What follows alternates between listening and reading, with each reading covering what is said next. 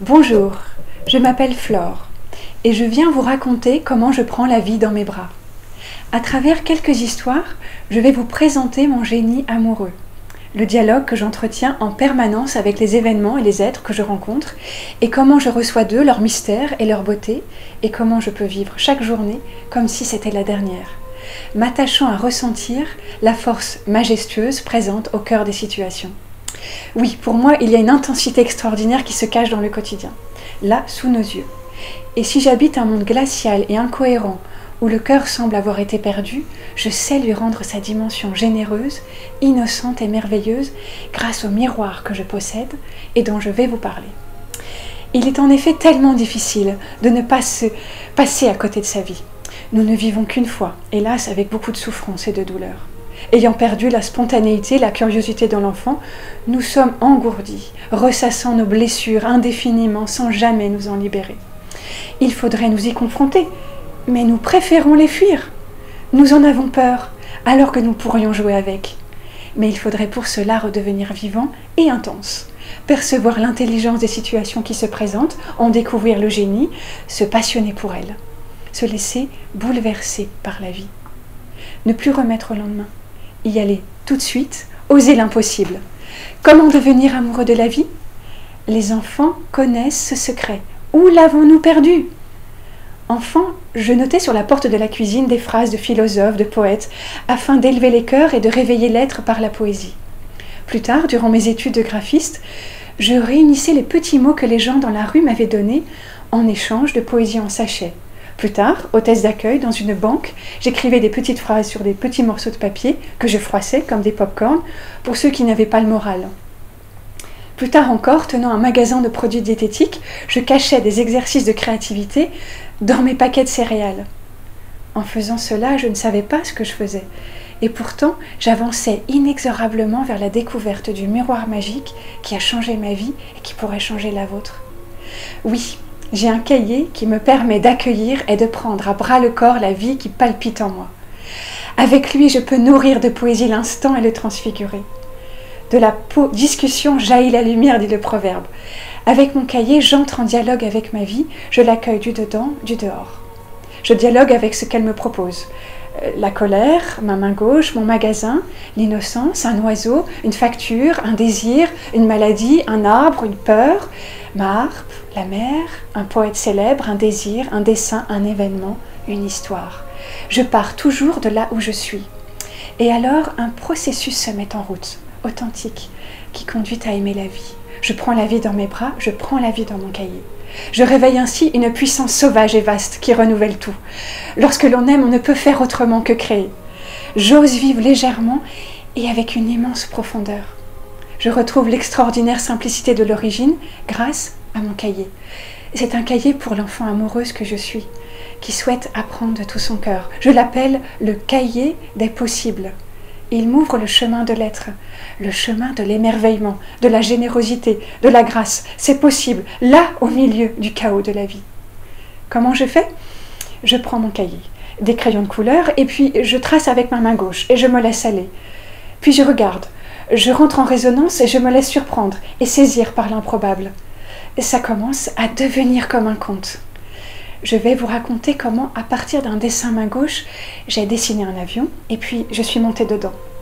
Après avoir dessiné cet avion, quelques jours plus tard, j'ai décidé de prendre au sérieux ce dessin et de vraiment voler. J'ai cherché un billet d'avion le moins cher possible. La destination m'importait peu, je n'ai pas trouvé de billet assez bon marché. Aussi, j'ai appelé une amie qui travaille chez Air France et elle m'a dit que si je voyageais avec elle, cela ne nous coûterait pas cher.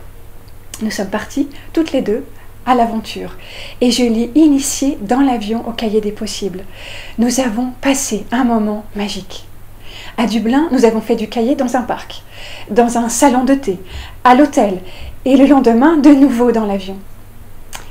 Mon cahier des possibles, m'a dit mon ami, a débuté entre ciel et terre, au milieu des airs, entouré de nuages et baigné des rayons de soleil. J'étais comme un oiseau et pour la première fois, je sentais la puissance de voler à l'intérieur de moi-même, découvrant des terres inconnues et me laissant saisir parce que ma vérité avait à m'offrir.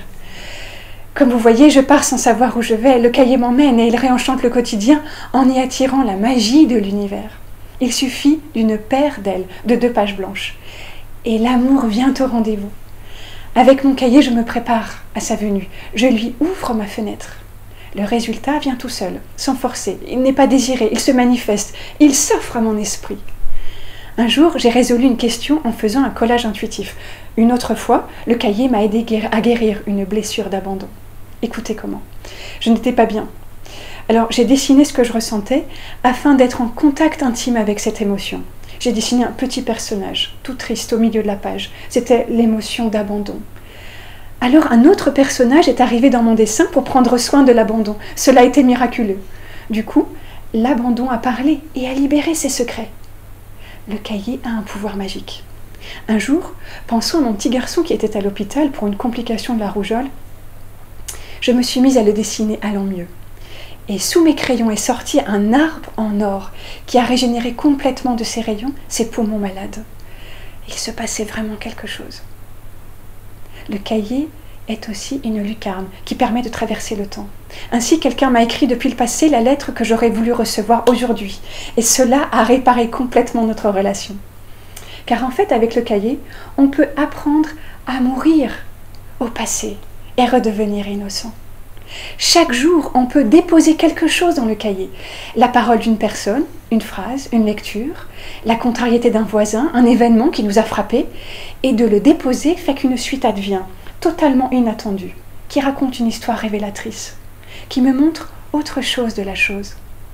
Le cahier est un miroir en mouvement qui fait apparaître le monde secret de moi-même.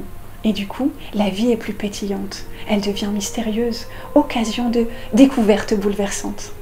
Je vais dans mon cahier la nuit pour apprendre à mourir, à tout ce qui m'encombre, et je me lève légère le matin.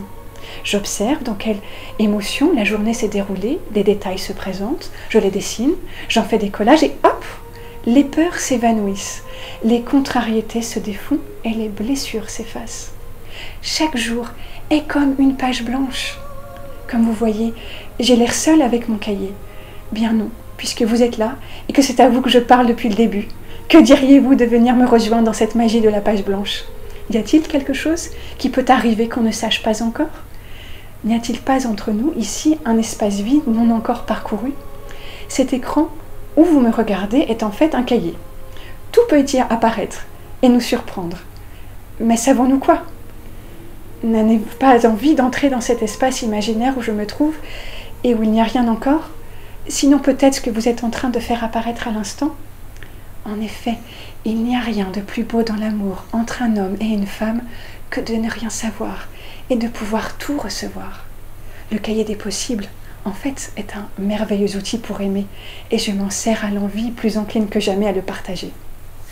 Vous l'avez compris, j'aime nourrir de poésie l'instant malgré toutes les pesanteurs, car je sais percevoir le flux du désir primordial et voir entre les pensées. Il est vrai que l'improbable et sa fantaisie m'inspirent, m'appelant à aimer les obstacles et les questions, en puisant dans l'illimité. Car aujourd'hui, avec les temps qui changent, les femmes aiment en jouant, insaisissables et embrassant les paradoxes. À tout de suite dans ce cahier ou un autre. Au revoir.